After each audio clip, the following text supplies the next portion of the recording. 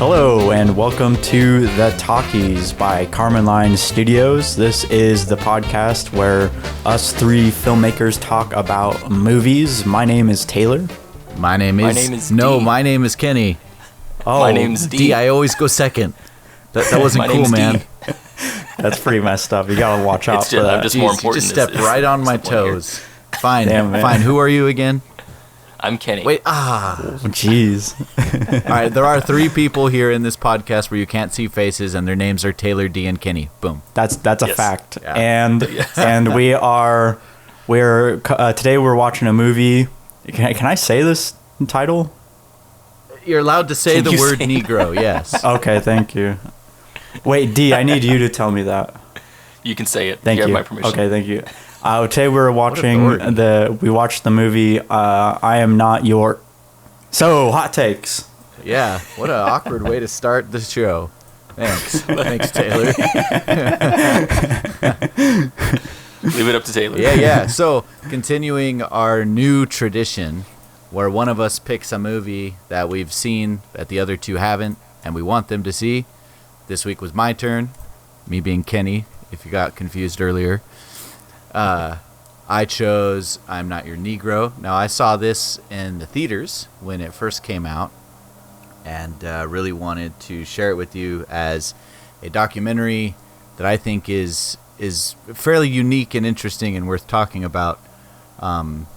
Its entire narration is lifted from the beginning manuscript of a book that James Baldwin began to work on and didn't finish.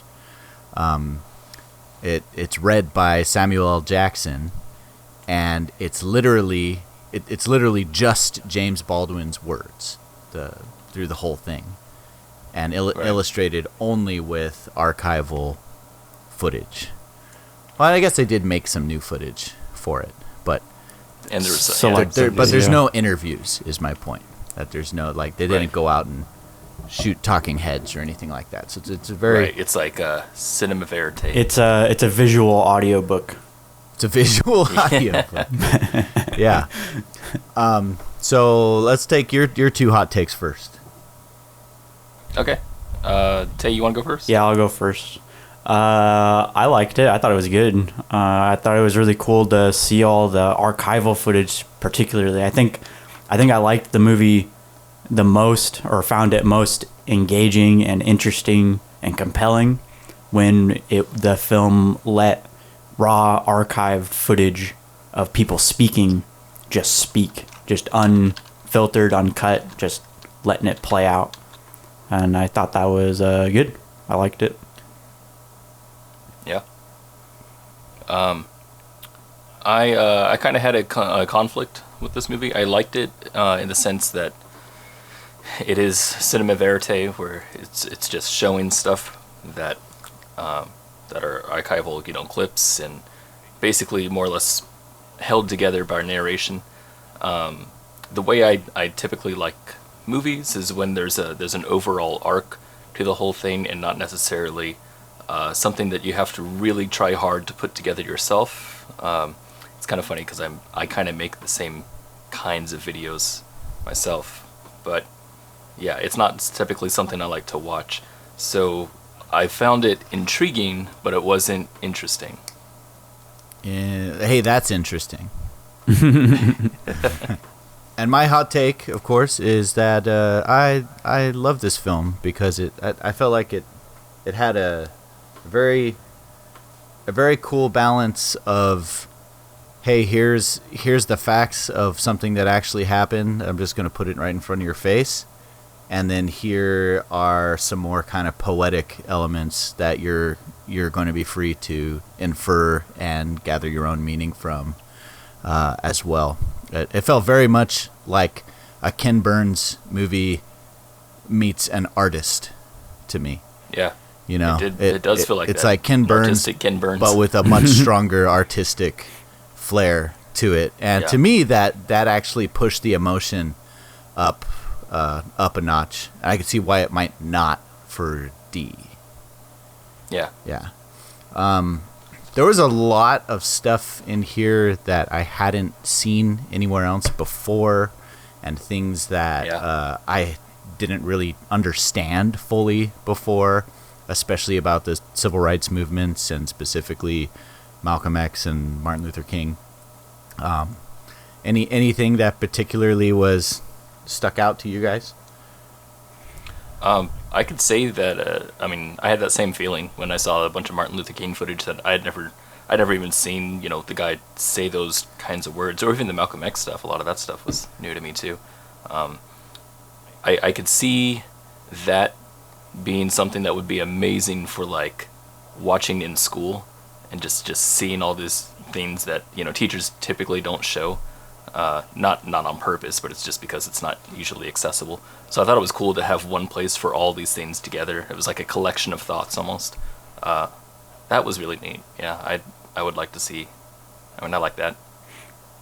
I never knew that that Malcolm X was not a fan of Martin Luther King's rhetoric. Yeah. At least initially.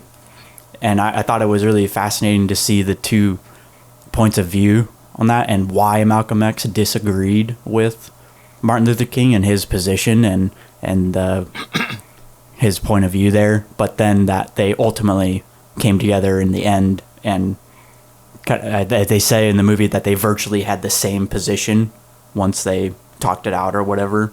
I found that to be really interesting. What I find interesting is that the two people that we remember and talk about all the time are these two idealists, right? Martin Luther King and Malcolm X.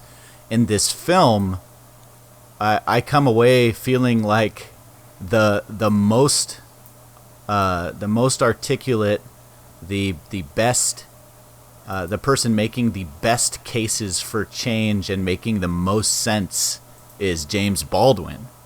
Like, I don't think I ever saw a clip of James Baldwin speaking in school or anything like. I think it's because he's a logician, right? As opposed to the two other guys who are, despite being really great speakers, they're sensational also, right? I mean, MLK is like the prime example. Him and Malcolm X are prime examples of people being sensational. Yeah, and they're drawing from particular ideologies, right? You have a more sort of a Christian ideology and a Muslim ideology kind of driving their message, whereas Baldwin almost feels like a nihilist, and almost, yeah. And for that reason, his words ring way more true to me. Yeah, no, specifically for me too. Yeah, I would say the same thing. Like, I was like, oh man, I like this guy way better than the other guys.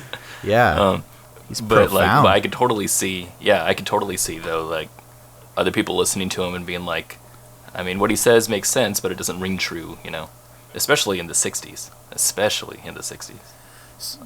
And that's something I wanted to talk about if you guys wanted to real quick. About the time in which this documentary was portrayed and the tie-in into the era today. This is, I think, Kenny, where you're talking about the artistic side comes in. Mm-hmm. It's because you could see when Baldwin was talking about stuff that they used the parallel cuts to introduce, black victims of 2012 to present day.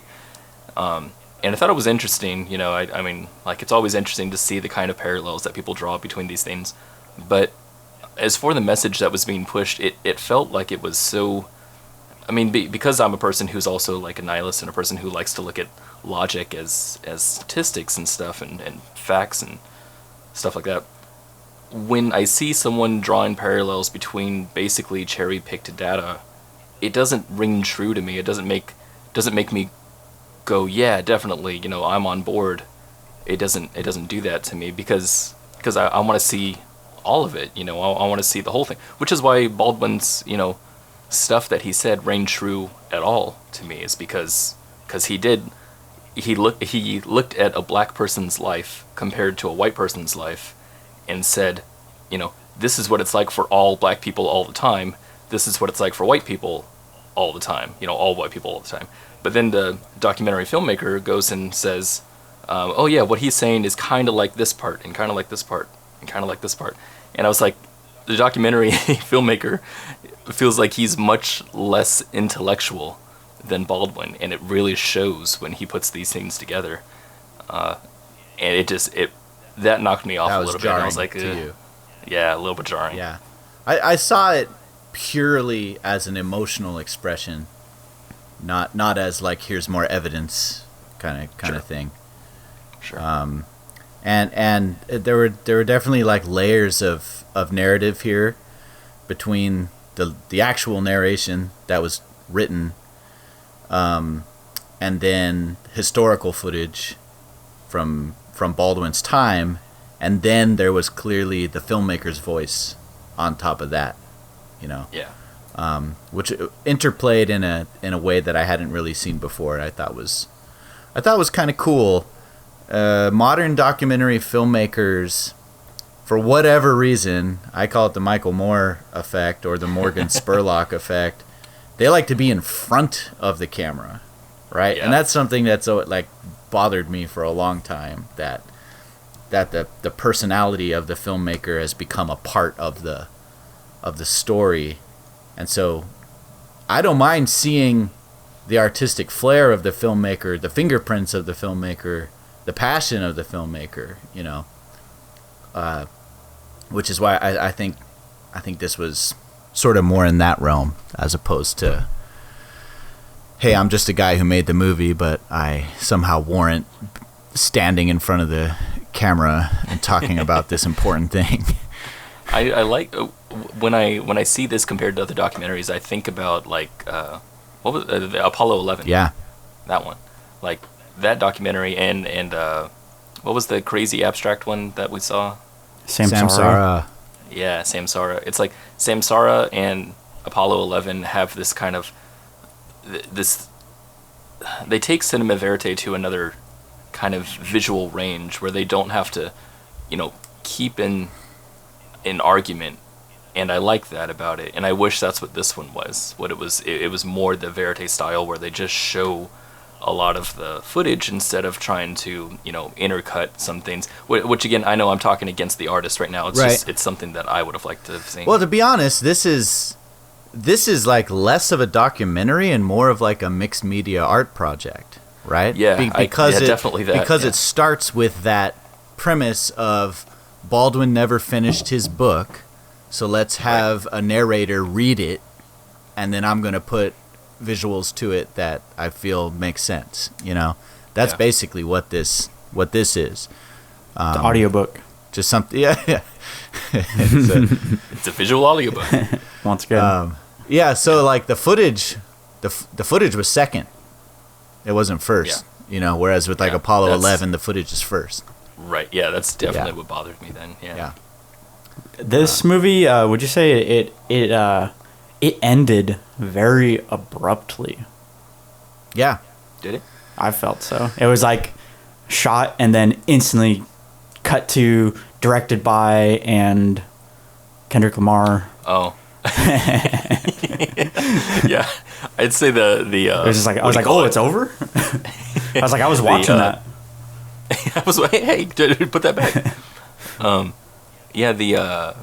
It was funny because up until that moment, I think about 15 minutes before, I kept seeing, I had the Lord of the Rings feel where I was like, oh, this is going to end. I could see them wrapping up stuff, but it kept going. And it was cool because actually it kept going into more points that I felt like wrapped up the whole thing better.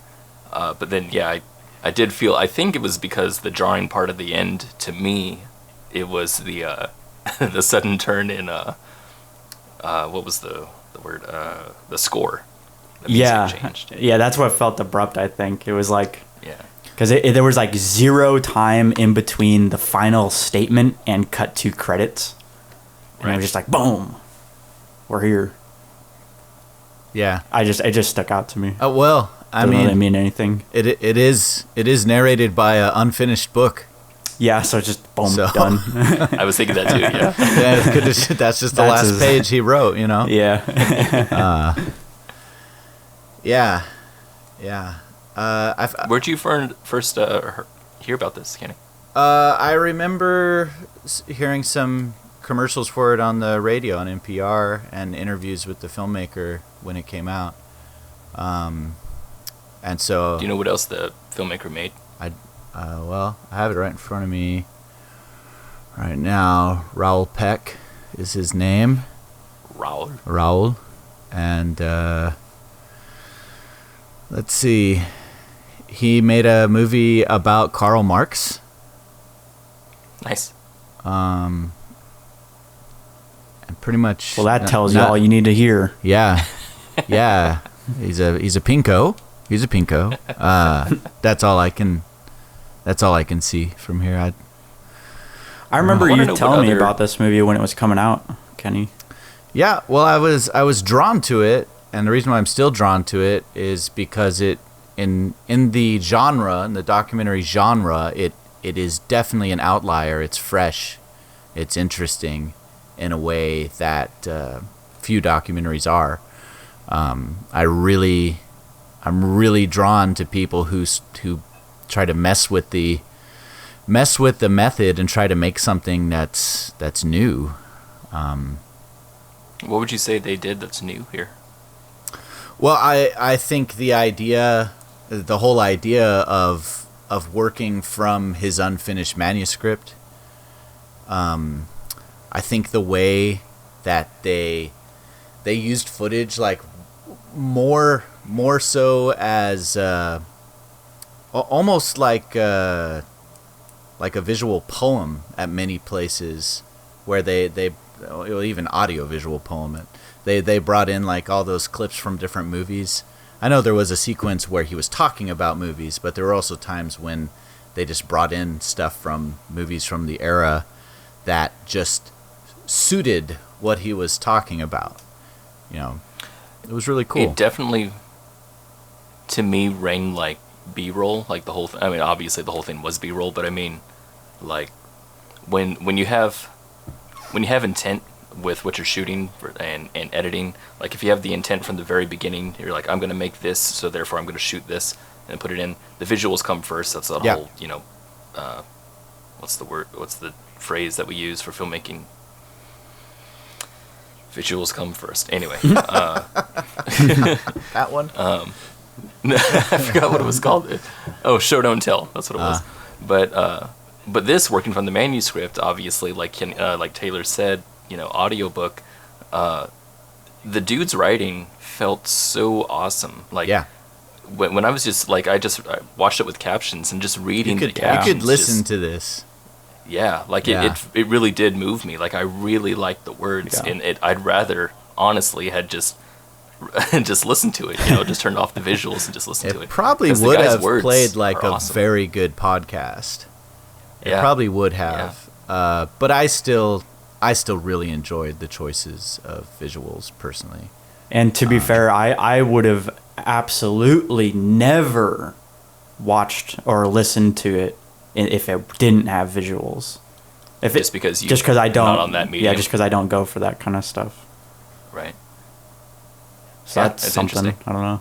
Yeah. That's an interesting thing. So there's a lot of documentaries out there that I have a hard time connecting to when they use a narration. Let me put it this way. There are more bad narrations than good. Yeah, definitely. I would definitely say that too. I think that often the choice of using a narrator is a bad one in documentary. Not always. There have been some absolutely awesome ones, but it's something I think about a lot. What makes a narration work and what makes it doesn't. Like, I only know what makes it not work, which usually is like the narrator is there to basically fill in the gaps of what they can't show you on the screen. Right. And provide the glue. Provide the glue and be the context that you weren't able to shoot, Right. And instead of really adding something, and obviously since the narration is what came first here, it wasn't just adding something, it was the thing. But right. So I'm trying to think about what I can learn from this about what makes narration work in a good documentary. I think for me, I would have liked, like, I think about the third and the seventh, you know, when we talk about abstract, what do you call it, cinematography or whatever, visuals. I think this would have been really cool to just have this kind of, what's the word? Just this audio playing over clips, and the clips not of what they provided, not historical archival footage, stuff like that, but rather abstract footage, you know, maybe like more, I don't know, just more abstract, just stuff that, Well, because some of they did that a little bit. I mean, some of it was, and those parts it honestly were really, really cool. Yeah, like you know, like some of the driving across the bridge, looking up at the rafters and stuff. That. Exactly. Like those times, dude. Like those are the times that I was pulled in so much more to the narration. Like when the narration happened, I was just like, oh yeah, like my mind zeroed in. But then when the visuals of the archival footage started coming in, that I'm started, you know, try to marry the two. That I'm like, oh, here's the audio and here's the footage. Let's see what they're trying to say. But then I get nothing because there was no attention. Where I thought of you, right? I thought of you, D, because they brought in like, okay, the guy's saying one thing, and then they bring in some historical footage, and I immediately understand. Okay, I know why they chose that.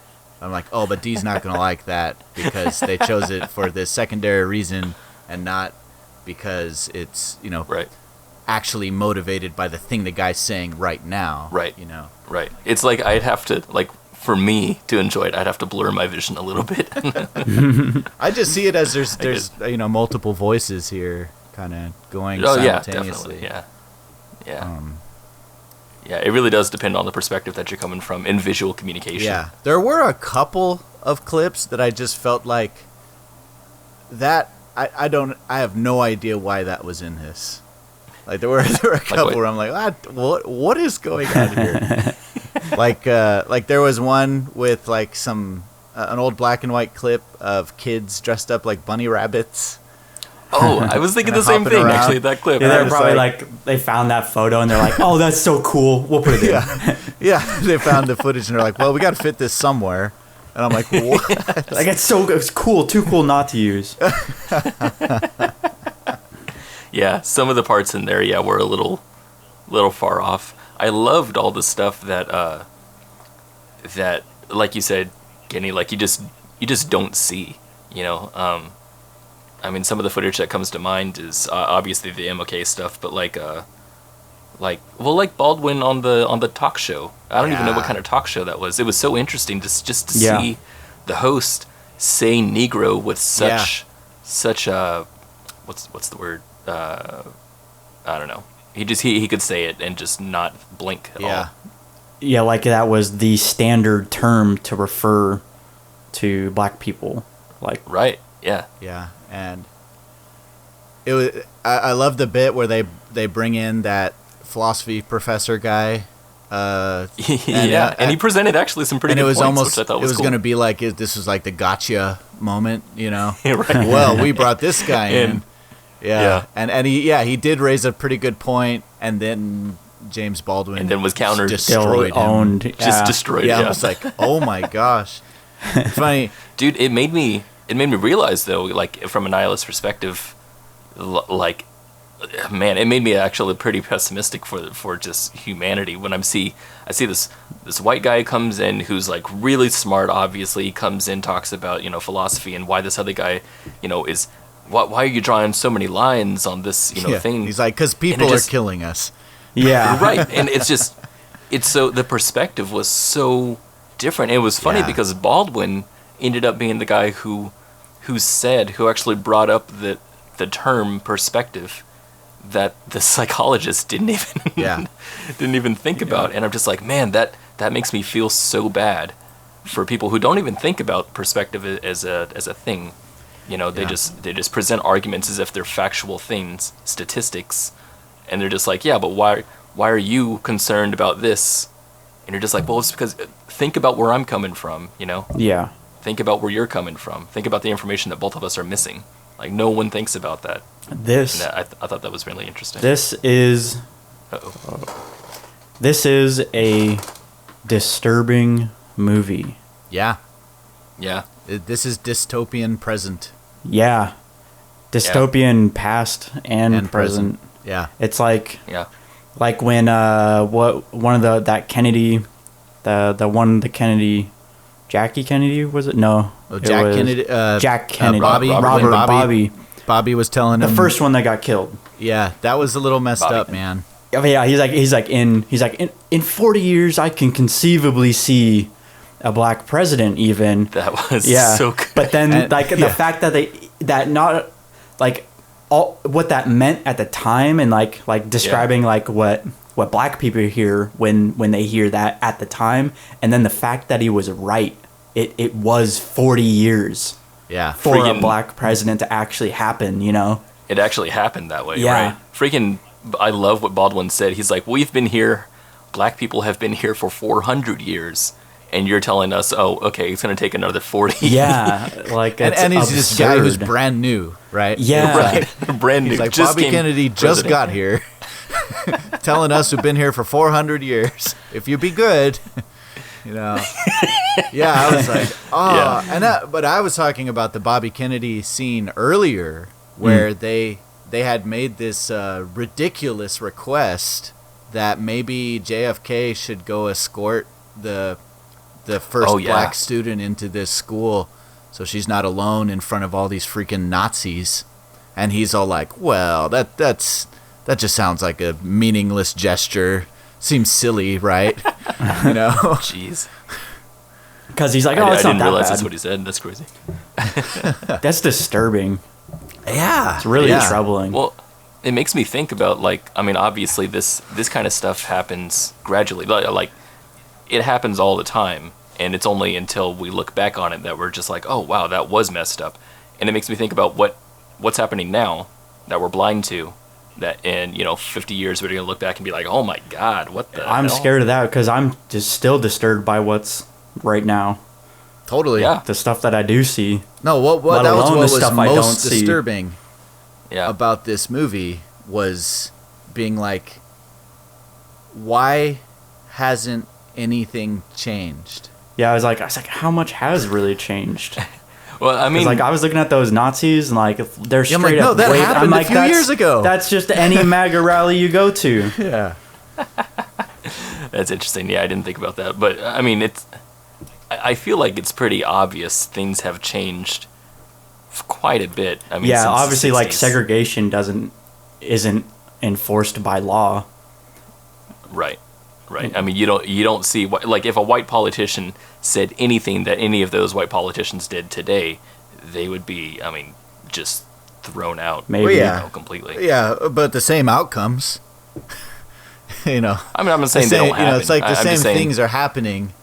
It's just it's covert instead of overt. Right. Well, that's Yeah, my point. yeah. Is that it has changed to covert. Yeah. You know, and Yeah.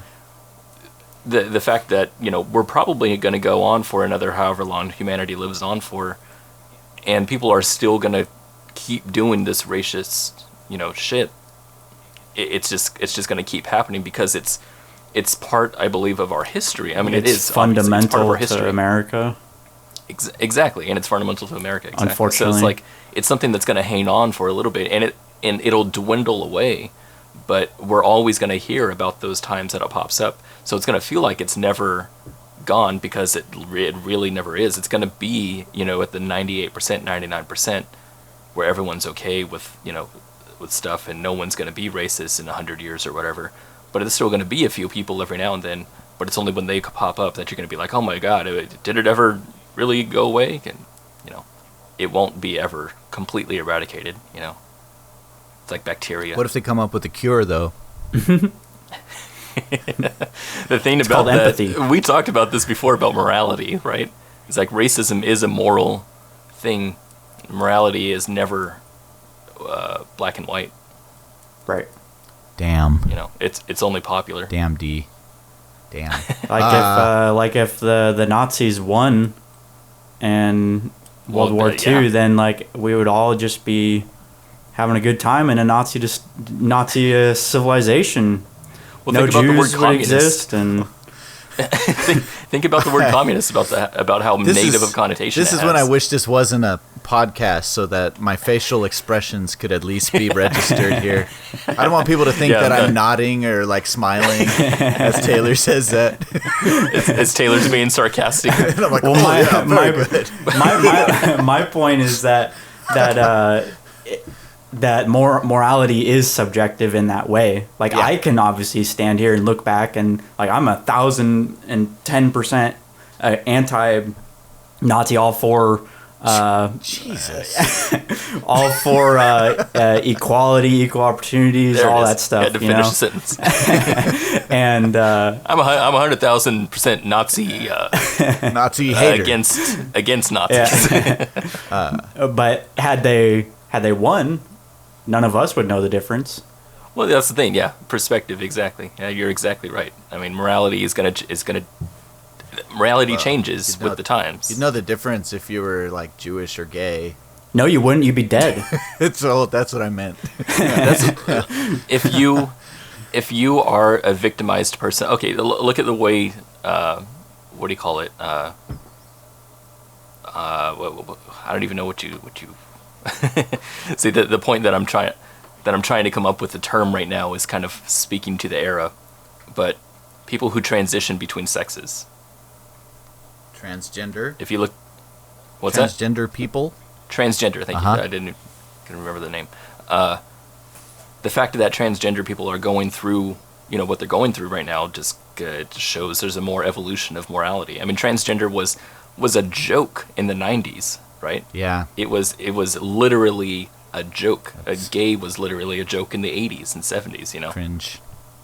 I mean, look at things that we're looking at right now. Fat people is a thing too. But being unhealthy, but choosing a certain lifestyle that doesn't agree with a bunch of other people, it's going to change later. Facts. Hey, let's get back to the movie for a second. No. It's funny because the thing that you wanted to see in the movie, the narrative, a story arc of some kind, right? Yeah. I think there's one there that they just chose not to really go with. It's funny that I've left at the end of this movie. Sometimes after seeing a bad movie, I go, "Hey, that would make a good movie," right? Right. Now this was a movie I liked, right? So it's not a bad movie. And you still gave away. But I still saw a story in there where I'm like, "Oh, someone should make a movie about this whole idea of James Baldwin. It's so exhausted of living as a black man in America that he leaves America, right? Yeah. He goes and lives in Paris, and experiences the extreme relief of being a black man somewhere else. Yeah, I thought it was really cool. And then comes back because when he came back because of what is going on with his friends in the civil rights movement, and he feels like I have to go back and pay my dues. I got to be a part of this. Right. That's quite an interesting story. It is. The thing he said about having people, he said it in such a weird way. I didn't really like it, but he said something about like everyone needs to look beyond themselves and see what it is that's their duty. He said something about Martin Luther King talked about this point where he said when you're sitting on, I think it was MLK, when you're sitting on the bus in the front row, that's not just an argument, that's your duty. Mm-hmm. You're supposed to do that. And then Baldwin said the same thing when he came back from Paris. He said that people should feel the need to do more for other people of the same, not species, but of the same, I don't know, culture, I guess, And he says a lot of black people don't have this push that he does. And I thought that was a little weird because it felt highfalutin to me. It felt like he was talking down to people, which I guess that's just kind of the nature of the guy's rhetoric, but whatever. Yeah. But yeah, I'd like to see a movie about James Baldwin. I think that'd be cool. Yeah. Yeah, as long as they could make it interesting. Yeah. Yeah, not some stupid documentary. Not some stupid, cinema verite, anti-verite shit. I think you'd have to, like, you know, to keep modern audiences interested, you gotta have to put some kind of like superhero twist on it, or like, Oh, how about it's Disney, it's animated, and he's like a washing machine. dude, that's brilliant. Dude, the kids are gonna love that, because he's washing away the racism. Huh. He goes to another country. He instead of America, it's China, and he comes to America to escape. Well, we don't want to upset China, so it should be North Korea. Oh, right. He goes to Wait, what? No, he leaves North Korea to come to America? Oh, man. This is starting to sound like it a little too real. Like Disney would love that story. You know? We're greenlighting that one. Yeah. Like, this is honestly one of the most anti-American movies I've seen. Oh, yeah. Yeah, really. it does. It makes me feel pretty upset. And I just checked, the filmmaker actually is Haitian. Oh, okay. He's from, and I kind of, I did not sense any urgency to defend anything about America in this film. I really like that. And I did think too. that may have to do with the fact that he's not an American guy. That he's not American, right? Yeah. That's interesting. Yeah, you know, one of the things that's always got to me, just as a person who's communicating with my audience whenever I make a video, is I always feel like I have to defend certain things that other audiences wouldn't be concerned about, you know? And I feel like that slows down the storytelling process. It's nice to see someone who's outside of the culture remark about the culture, because it has an outside perspective, and it feels fresher. Yeah. Actually, they talked about that in the movie. Yeah. I think they were making. Oh yeah, it was the Sidney Poitier thing at the movie where he's handcuffed to the white guy, right? And they have this scene where he jumps off the train to help the white guy, and he's like, people are like, go, keep going. And they're like, that scene was there to make the white people feel good. Yeah, you know, that felt so true. Yeah, that made me cringe. I know, good dude. Everything this Baldwin guy says is like beautifully writ prose, saying the most harsh truth imaginable. Yeah, you know, it's weird because I really feel like this should be a movie. You know what was really disturbing was that one clip they showed of, I don't know what the show or movie it was, but it was the black man janitor who's the young woman winds up dead, and he that, like, they described the terror in his eyes, and and seeing that, like, he really is, like, good performance. It's terrifying, you know, but the implications, you know, the instantly, like, he knows he's fucked because he's black, and everyone around him also kind of knows. They're like, well, you're the only one here, it's definitely you. We're not gonna investigate this. We're just gonna go in, and you're fucked, basically. And you see that in his performance. Right. And it's like, what's disturbing about that is it's a reflection of reality, but it was, like, written and directed, and with the audience assumption of, like, people are gonna know what is going on here, and have it make sense to the audience at the time. What was that movie? I don't know. Was he supposed to be a protagonist? I don't know. Because I remember Baldwin saying that guy, that reaction, that scene, made him think about his dad. Yeah. Because it looked so much like him. Mm-hmm.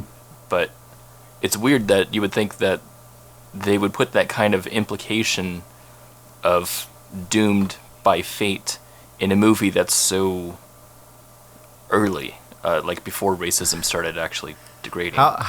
How weird was that musical number, the black musical number where they're singing about the guy who's too lazy to get out of bed and do Lazy Richard. Like, jeez. That was that was pretty bad. Gosh. I was going to say, one of the parts that you probably didn't like because they did the thing that you just said you didn't like, but I liked, was where they were playing some clip where someone was talking about how things have gotten better that there's been progress, and then they cut to footage of the Rodney King beating, and they're playing like ballet music. Yeah. As these cops take turns wailing on this guy with their batons on the ground. Right. Right. That struck me pretty deep. That's where I think that technique is beautiful and works well to the audience that I represent. I nod. I nod. All right. Well, I sort of have an idea of what kind of pizza this movie would be if it could transform from a movie into a pizza. That's a weird thing, but okay. I just thought it felt like a natural segue. I was thinking if this movie could turn into a pizza, what would it be? Yes, folks, it's that time of the show where we do our pizza rating. You heard it here first. You did. I'm sure it's the only place anyone's ever heard it. There's nowhere's doing pizza ratings. No, pizzaratings.com. Don't we own that? All right. So we're going to each say what if this movie were a pizza, what kind of pizza would it be? I'll go first. To me, this is like it's like a cyberpunk pizza. What? I mean, so like it's like really it's like technological and augmented and weird. What? So you open the box and you look at this pizza and you're like, whoa, that is a cool pizza, but do I want to eat it? I don't know. And you look closer and you realize the topping on the pizza is red pills. It's just red pills, right? And I'm like, well, no, I don't really want to eat it, but I know once I do, it's going to change how I see reality. That's it, man. It's a cyberpunk reality-changing pizza. Cyberpunk red pill pizza. But wait, which red pill is it? Is that the one from the Matrix? No. Oh, okay. No, which red pill is in what ideology are you talking about? Exactly. Talking about misogyny? Yeah, exactly. Thank you. Is it the misogynist red pill? Is it right-wing red pill, or is it? No. Is it? No. Oh, sorry. No. Just like the Matrix. That's it. Oh, okay. So I don't need any internet layers added on top of that. No memes, just the Matrix. Okay. Morpheus before the internet ruined him. Gotcha. Okay. If this movie was a pizza, it would be a pizza that has an absolutely beautiful and amazing tasting crust. The crust is awesome, but the cheese pizza, it's just kind of like a cheese pizza in the middle, and it's all right. Yeah, that's good. That's mine. Hey, no regrets there. That's good. That's good. It's kind of a little similar to mine.